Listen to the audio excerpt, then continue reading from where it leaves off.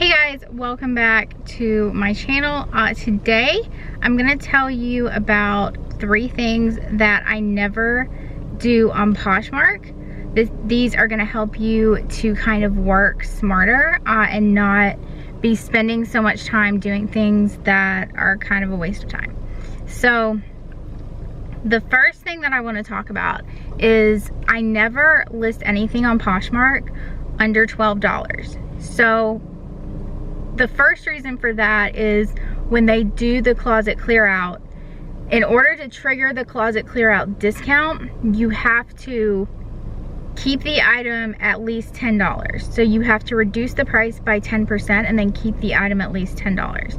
So $12 is the minimum thing, that is the minimum price that you can list the item at and still be able to discount 10% and keep it above $10. However, I do try to price well above that. You want to be able to have room for negotiations. You want to be able to have room to give people shipping discounts. You want to be able to, you know, let people make offers and you be able to send out offers and things like that. So you really don't need to be listing anything below $12. And you know, you really want to be listing things that are worth your time. It takes a long time to measure and photograph and process items and get them up on Poshmark. So you don't want to be selling things for less than $12. Like, I see a ton of people, you know, selling stuff for $5 and $6 and you're not making anything on that. And also you're really devaluing yourself. That gives a really bad impression to the customer. Like, if they see something listed for $5, they're gonna think that it's not a good item. So, you know, it doesn't really give a good impression to customers to list things for $5, or, you know, even $12 is kind of devaluing your stuff. So try to keep your prices, you know, not unreasonably high, but high enough to where you can negotiate with people and give people discounts, and then not come off like you're selling, you know, bad quality items. So you really want to be sourcing stuff that is worth your time.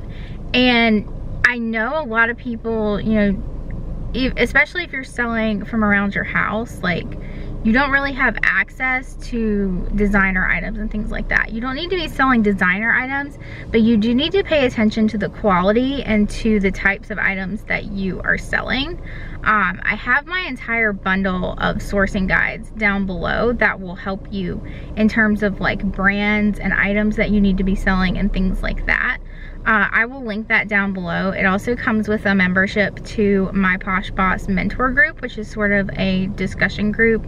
It's a private Facebook group that I created for people to kind of have discussions and for me to be able to work more directly and answer more questions directly. So if you need help, you know, figuring out what is worth your time to source, I have my regular sourcing guide and also the Goodwill Outlet guide, which is kind of going into the items that are on the lower end of the cost. So, you know, most of the brands that I pick up from the bins, you know, occasionally you'll find nice brands at the bins, but the brands that I pick up at the bins are not the highest profit items, but they're items that will sell consistently, and I get them at the bins to keep the cost as low as possible.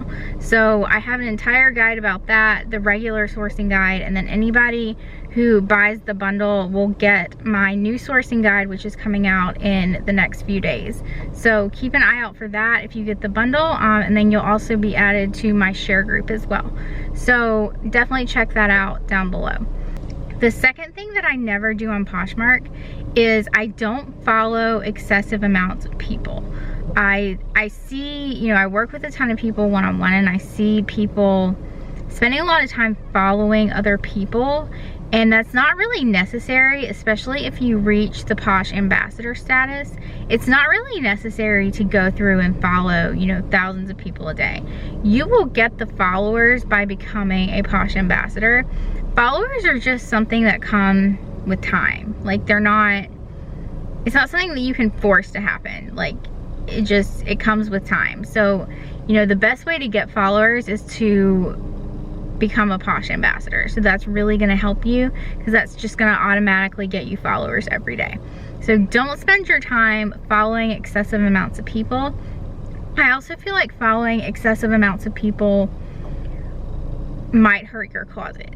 I've experienced this, you know, when I first started and didn't really know a ton about like the algorithm or anything like that. I would follow a bunch of people, and my visibility, I feel like, went down, my sales went down, and it was not a good use of my time. So I don't, just from experience, like, I don't recommend spending your time following excessive amounts of people. So the third thing, the last thing that I don't really spend a lot of time on Poshmark doing is deleting and relisting items. I get a lot of questions about, you know, people and their inventory and relisting. The focus needs to be on adding new inventory. The focus shouldn't be on, you know, your older inventory. You shouldn't be putting a lot of concern into it. You should just be, you know, focusing on listing new things. So listing new things is going to help you way more in getting sales than worrying about spending time deleting and relisting your older inventory. Now, I know people have deleted and relisted stuff and it got more activity, and you know, sometimes that will happen and sometimes it won't. So you really have to weigh, you know, the pros and cons of what you need to spend your time doing. At Posh Fest last year, they actually did a panel with the woman who is the head of data and analytics, and she plain out said, don't delete items. I imagine that messes up Poshmark's data, but she did say not to delete items. So, you know, I just think it's a good practice to just kind of list it and, you know, work on sharing it. Drop prices once a week. I don't feel like it's really necessary to go in and spend a ton of time relisting things. So these are my 3 things that I don't do on Poshmark.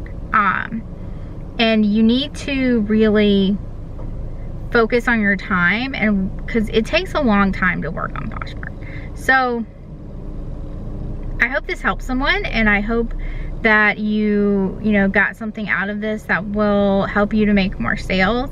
And if you have any questions for me, definitely leave them down in the comments below. So thank you guys so much for watching, and I'll see you in the next video.